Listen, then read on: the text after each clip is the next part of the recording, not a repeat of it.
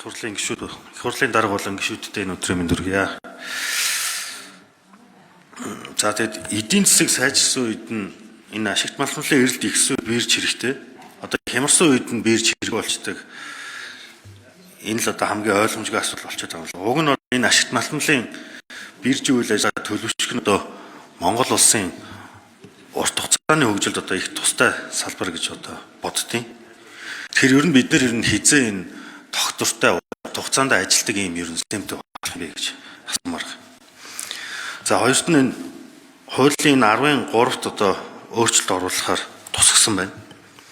Тэгээ одоо энэ төгөлдөр байгаа энэ өөрчлөлт оруулахын 13-ын заалтаар заасан зохицолтоор ер нь өнгөрсөн хугацаанд биржээр дамжуулахгүйгээр хичнээн гэрээг хинтээ ямар үнийн дүнтэй гэрээ ер нь байгуулсан бэ.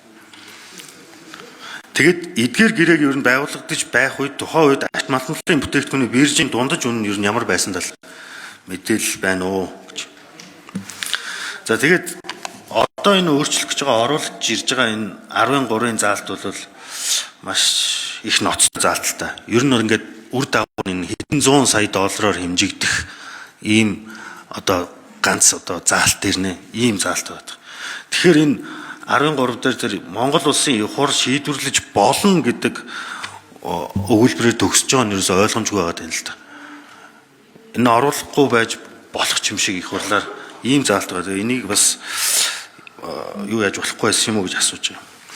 За тэгээд энэ хуулийн бас 15 дээр бас энэ дотоодын баяжуулах боловсруулах үйлдвэрт бас биржүүр дамжуулж болно гэдээ бас ахаад ороод ирсэн. Тэгэхээр энэ одоо ер нь энийг ер нь зөвхөн биржээр дамжуулж арилжна гэдгээр ер нь оруулах зүйтэй юм биш үү гэж би асуух гэдэг. Яагаад ингэж асуух гэдэг нь гэхээр жишээлбэл одоо энэ Эрдэнэт үйлдвэр баяжмлаа катодын сүйлдвэрлэж одоо нэмэн өртөг шингээж экспорт хийх зорилгоор одоо жишээлбэл одоо дотоодын аж ахуйн нэгж одоо Эрдмийн Начид ихч гэдэг юм уу энэ одоо компаниудад худалдаж одоо болохоор байгаа юм л да. Тэгтэл одоо энэ одоо бас нөгөө биржийн бус болоод нөгөө ил тод яваагүйгээсээ болоод ахаад бүгэн хил ам гарах асуудал байгаа байхгүй. Яг энэ биржийн хуулийн амин сүнс чи өөрөө ил байдал гэж одоо айгүй олон хүмүүсийн амнаас гараад байгаа байхгүй.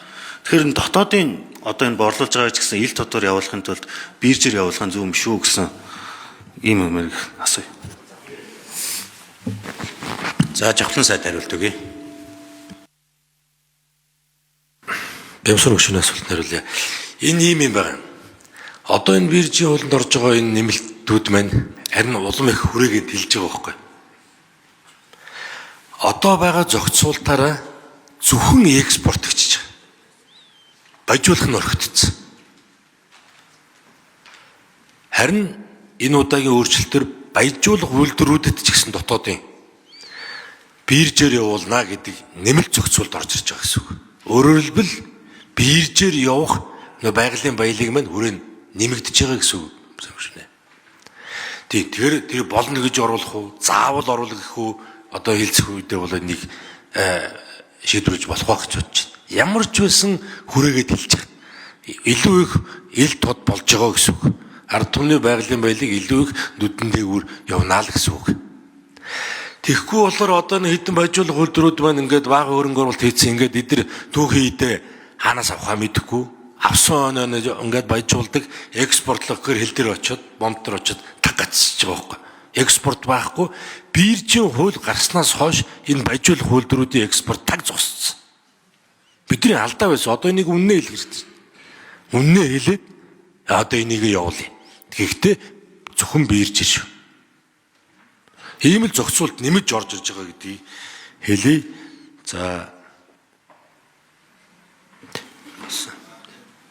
За цэвэг дөржийн Товон сайд нэмэлт хариулт өгье. За Бямсран гишүүний асуултанд хариулъя. Биржийн тухайн хуулийн дээр ерөөсөө 12 дээр энэ уул уурхайн бүтээгдэхүүнийг биржээр заавал арилжна гэж. Тэгэхээр бид нар энэ өмнөх одоо өчигдөр төгөлдөр байгаа хуулийнхаа энэ концепцийг хөндөөхгүйгээр л бүх асуудлуудаа заавал арилжиж, дотооддооч баяжуулах боловсруулах үйлдвэрүүд арилжиж гэдэг энэ санаагаар орж ирж байгаа гэдгийг хэлье. За 13 дээр өмнө нь энэ стратегийн орд эзэмших төрийн эмчт болон төрийн эмчийн оролцоотой хууль этгээд нь хил дамсан түмэн замын бүтээн байгуулалтын ажилтай холбоотой одоо шийдвэр гарсан тохиолдолд нүүрсийг дуртай урт хугацаанд борлуулах гэсэн ийм одоо зүйл заалт байсан. За тэгэхээр энийг бол одоо энэ бол нөгөө гашуун сухад ганцхан модны хил холбоотой төмөр замын засгийн газрын хоорондын хилцээр байгуулагдсанаар энэ заалт бол одоо хэрэгжлэгдэхгүй болсон. Тэгэхээр энэний оронд тэр бүтээгдэхүүн солилцооны заалтыг оруулж ирсэн.